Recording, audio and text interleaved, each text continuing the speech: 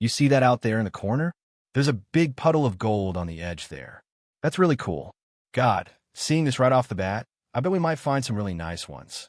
Parker Schnabel's latest gold discovery is a complete game share. But the story behind it is even more unbelievable.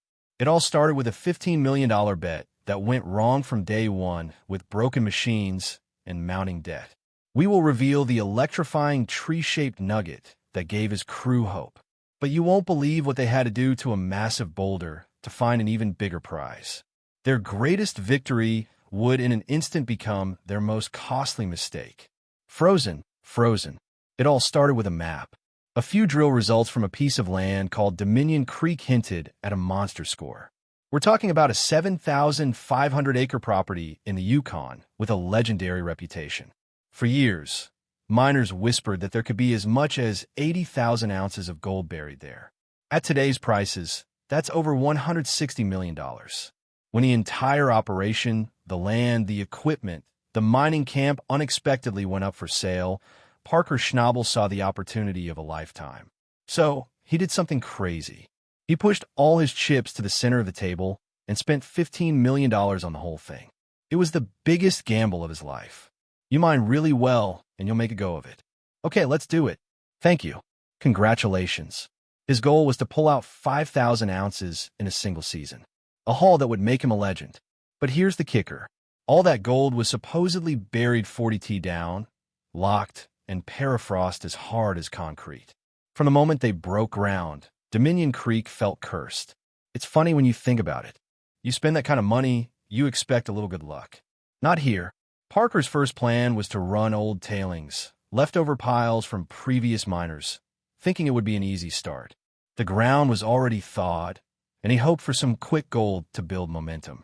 But the land had other ideas. Almost immediately, the machines started to fall apart. One after another, the workhorses of the operation went down.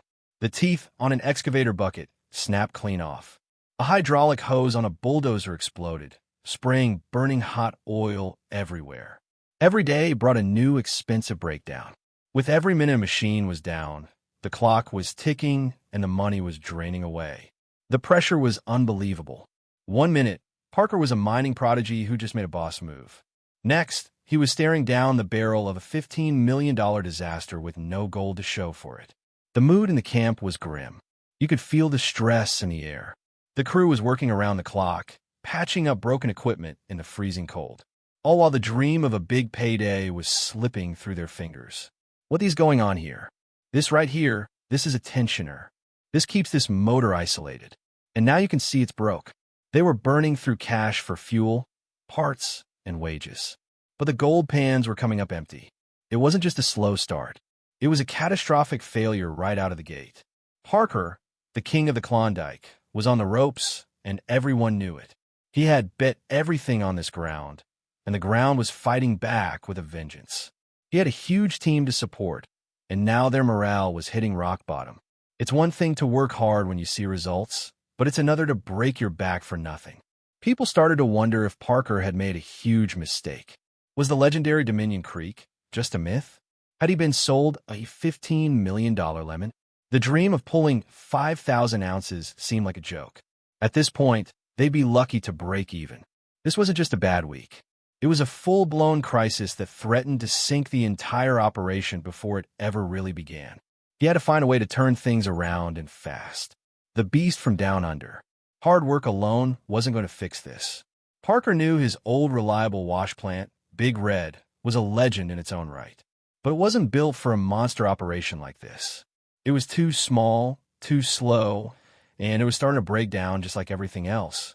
As Big Red was falling apart with broken tension bars, Parker made a move no one saw coming. He flew halfway across the world to New Zealand. Believe it or not, while his crew was fighting a losing battle in the Yukon, he was on the hunt for new technology from some of the best miners on the planet. What he saw there was mind-blowing. He came across a floating wash plant, a massive beast of a machine that sat on its own pond, sucking up paid dirt from the bottom. It looked like something from a science fiction movie. Huge, powerful, and incredibly efficient. For a moment, it seemed like the answer to all his problems. But Parker realized it wouldn't work. The Klondike is rough and rocky, not flat and calm. A floating plant would never survive in the harsh Yukon terrain. Most people would have given up, but not Parker. He came back with an even bigger, crazier idea. If he couldn't buy the perfect machine, he would build it himself. This kicked off a massive new project that took 2 full years. He designed his dream machine from scratch. A wash plant that would be bigger, faster, and better at catching gold than anything he'd ever used. He named it Rocks and cost another $1 million. Another huge gamble on top of the first one. The crew spent months welding giant pieces of steel, painting it all a signature bright blue, and putting it together like a massive, complicated puzzle. When Roxanne was finally ready and fired up for the first time, it looked like a superhero ready to save the day. And the first run was a huge success. They pulled in over 56 ounces of gold right away. Finally, a win. But the good times didn't last. Soon after, a tiny wire came loose and shut the whole thing down. Then a major water hose burst, spraying freezing water everywhere. It was a brutal reminder that even a brand new $1 million machine is no match for the challenges of the Yukon. Just as the crew started to get their hopes up, the ground threw them another curveball. The perfect find, the perfect flaw. Just when everyone was getting worn down by the constant fight, the ground gave them a sign. It wasn't a mountain of gold, but something way cooler. The crew found a single gold nugget that was just over 0.4 of an ounce. That's a nice find, but it was the shape that made everyone stop in their tracks. It didn't look like a normal lumpy nugget. This piece had a rare and stunning crystal structure called dendritic gold. This means it forms in super-cooled water and grows into intricate branching patterns. It looked like a tiny golden tree branch or a bolt of lightning frozen in solid metal. It was beautiful, rare, and incredibly valuable to collectors. They immediately named it the electrifying nugget. This find was a huge morale boost. It reminded them of legendary nuggets like the Welcome Stranger found in Australia, a place famous for massive and oddly shaped gold. A piece like this was worth far more than its weight in gold. It was a treasure, a gift from the earth that proved there was unique, high-quality gold in the ground. Hope was back, and just when they thought things couldn't get more exciting, something even crazier happened. A massive boulder the size of a small car was stuck right in the middle of their pay dirt. It was a huge obstacle stopping all progress. But as they got ready to move it, someone noticed something shimmering on its surface. There were thick, shiny veins of real gold running all over the rock. This wasn't just a boulder. It was a treasure chest. The crew carefully worked to split it open, and when it finally cracked, everyone froze. Nestled in the heart of the rock was a single massive chunk of solid gold. It weighed 100 O. The entire camp erupted in cheers. A single nugget worth about $200,000. This was the jackpot they had been dreaming of. But then, in the middle of the celebration, disaster struck. As they worked to free the massive nugget from the surrounding rock, the unthinkable happened. It broke. The single solid piece split into a few large chunks. The energy in the camp went from pure joy to bittersweet disappointment in a heartbeat. Sure, it was still an incredible amount of gold, but it was no longer a single 100 monster nugget. It had instantly lost its special collector's value, the extra worth that comes from being a once-in-a-lifetime find. It was a gut punch and a perfect example of the Klondike's cruel nature. 1 second, it gives you a treasure. The next, it snatches part of it away. This incredible find and its heartbreaking flaw fueled even more speculation about what really goes on behind the scenes. What you don't see on the show. Every hit show has its mysteries, and Gold Rush has more than most. For every ounce of gold weight on camera, there are tons of questions from fans. Over the years, dedicated viewers have developed their own theories about what might really be going on. One of the biggest questions is always, is the drama real? Is a fair question. Fans have noticed that disasters often strike at the perfect moment. A machine breaks down right before a blizzard, or 2 crew members have a huge fight just before a big gold weigh-in. Can feel a little too perfect, leading people to wonder if producers are nudging the story along to keep things exciting. But another theory is far more controversial. It's an old mining trick called salting the pan. In the old days, a cheat would secretly add a few flakes of gold to a worthless claim to trick an investor. Some fans whisper that a modern version of this might be happening for the cameras. The theory goes like this.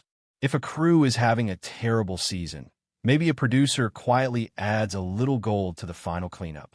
That way, the crew gets a happy ending and the show gets a great story. To be clear, there is zero proof this has ever happened. It's just a theory, but it shows how much fans think about the reality of reality TV. An even more believable theory is the hidden money theory. On the show, we see Parker spend $15 million. That's an insane amount of money. The show doesn't always explain where it all comes from, which leads to the big question, who's really paying for all this? This theory suggests that behind every crew are silent partners, wealthy investors we never see. These investors would provide the millions needed for equipment and land in exchange for a large cut of the profits. Get this theory actually makes a lot of sense. Modern gold mining is incredibly expensive, and having powerful financial backers would explain how these crews can afford to take such huge risks season after season without going completely broke. It adds a whole other layer to the show, suggesting a world of high-stakes business deals happening completely off camera. These questions of what's real and what's for show only get deeper when you look at the real-life controversies that have rocked the cast. No rules in the wild. Sometimes the behind-the-scenes drama is even more intense than what we see on TV. One of the biggest disasters in the show's history was when Todd Hoffman took his crew to Ghana in South America, chasing a dream of jungle gold turned into a complete nightmare. The jungle conditions destroyed their equipment, and after spending everything they had, they walked away with a pathetic 2 ounces of gold. It was a massive, humiliating failure. Even before that, a former Hoffman crew member, Jimmy Dorsey, publicly claimed producers gave him lines and told him how to act, suggesting the drama was staged. The conflicts weren't just about finding gold. Friendships that seemed solid on screen crumbled in the real world. For years, fans watched Dave Tran work alongside Todd Hoffman. They were friends. But after they parted ways, Tran filed a lawsuit against Hoffman's company over money. It got ugly and proved that the pressure of mining could destroy even the strongest bonds. Then there was the shocking moment when Chris Dummett, who had worked with Parker for over a decade and was one of his closest friends, abruptly quit. Even more shocking, he went to work for Rick Ness, one of Parker's biggest rivals. For fans, it felt like a betrayal and sparked huge debates online about loyalty and friendship. It makes you stop and think, doesn't it? When you see these guys on screen, you're watching a story about mining. But what happens when the cameras go off? Is this all just a high-stakes game played for our entertainment? We see a 100 nugget break, and it's a dramatic moment. But are we missing key details? Could have been prevented? Is it possible that the pressure to create good television sometimes leads to rushed decisions and costly mistakes? All of these real-life scandals, from lawsuits to broken friendships, blur the line between the show and reality. It makes you, the viewer, wonder how much of what you're seeing is the raw, unfiltered truth, and how much is shaped for the perfect story. At the end of the day, these miners are running multi-million-dollar businesses under incredible stress. And that's a story that's just as compelling as any nugget they could ever pull from the ground. Was Parker's massive find pure luck, or just another chapter in a carefully crafted